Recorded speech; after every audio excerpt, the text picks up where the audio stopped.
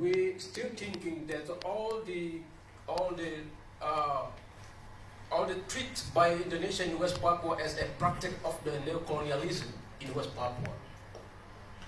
There is a military base with a four big military bases in West Papua, and when Jokowi already promised to build 4 big military bases in West Papua. Also, we're talking about the infrastructure yesterday. According to us, is the infrastructure for the military base to secure the exploitation of West Papua natural resources. Also, the population in West Papua only 3.5 million, but our neighbor in PNG already become 8 million. There is deforestation. As you know that there are 436,000 deforestation every year in West Papua. I want you to imagine what will happen next if we still stay under the Indonesia. It's about deforestation. 400,000 deforestation happen every year in West Papua. Impunity, arresting, killing, racism is still going on in West Papua. Too many people think that, especially in international, still thinking that a special autonomy is a win-win solution between Indonesia and West Papua. But the proof today in West Papua that West Papua's special autonomy already been defined in West Papua. Money never changed West Papua.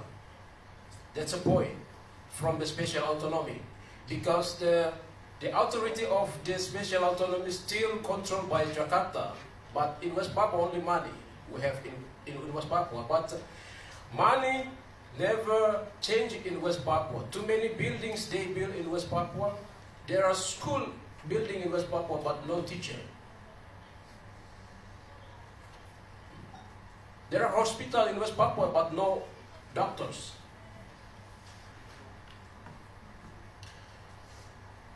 So, with the low expenses in West Papua, we want and what we should do for the next in West Papua. Peace, in accordance to the people of West Papua, is when people of West Papua can become a nation, can become free by themselves. They can manage all in West Papua by themselves without any control by outside. That is why what we should do in West Papua, internally in West Papua, we try to consolidate among the people of West Papua through one united body and agendas. And in one united body, we have now unite in one umbrella. It's called United Liberation Movement. And after we unite in one United Liberation Movement for West Papua, we strengthen the civil resistance movement in West Papua. We call people of West Papua to use peaceful demonstration, to use peaceful method.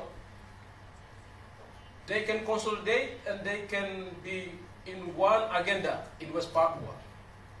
Whether people who still fighting for freedom, whether people who still under the Indonesian administration in special autonomy khusus, special autonomy, that will be finished in 2021. We will consolidate them to one peace demonstration, one peace action in West Papua. We call it Momok Sipil Nasional, or National Civil Strike in West Papua. And other things, we also call Indonesia through the Constitution Court about the act of no choice, act of free choice. because Indonesia already ratified the resolution of 2504, that according to us that the UN resolution never states that West Papua is legally part of Indonesia.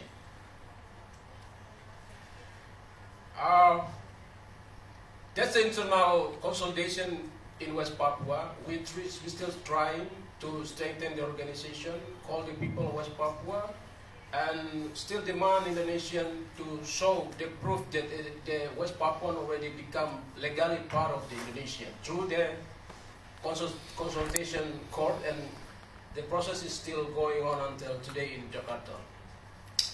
And internal, in external, we try to consolidate and solidarity within the Indonesian people. We want many Indonesian people to understand about the history, the true history in West Papua.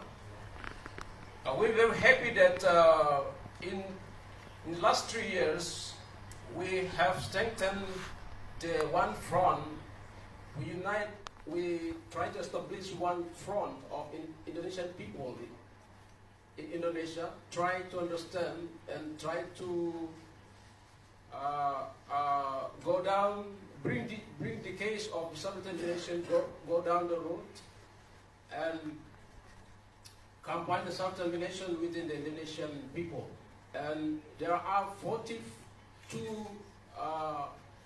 organizations in Indonesia already involved in this action.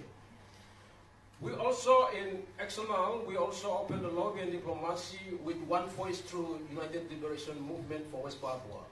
We try to start from lobby in Pacific, Caribbean, Africa, to stand behind West Papua.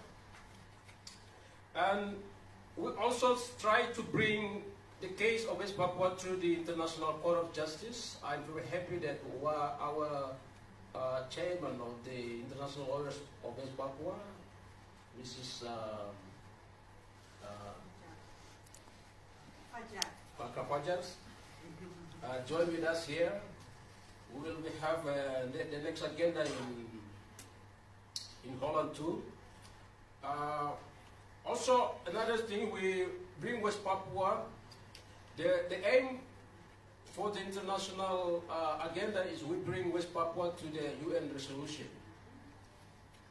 Let's take West Papua to the C24, and for this object we need resolution.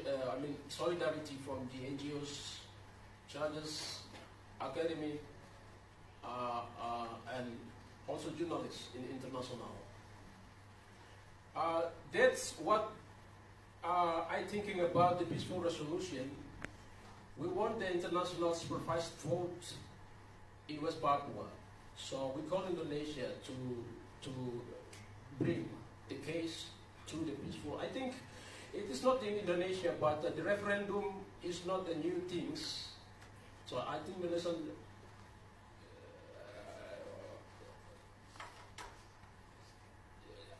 Indonesia, they don't have to scare about the referendum, because referendum is the international practice of democracy, where in Pacific, as you know, that Bougainville until today is still being negotiated by the PNG's government also to have the referendum in Bougainville. Also in Kanaki, they try to open the room of democracy to the people to choose what they want. We want in West Papua, please give them the room, the space for them to choose what they want. Because as I said before, that there is no nationalism feeling between West Papua and Indonesia. This problem can be solved only through the referendum. Give people space of referendum to choose what they want. So if we're talking, after the special autonomy is finished, there is no another resolution in West Papua. Give people to choose what they want.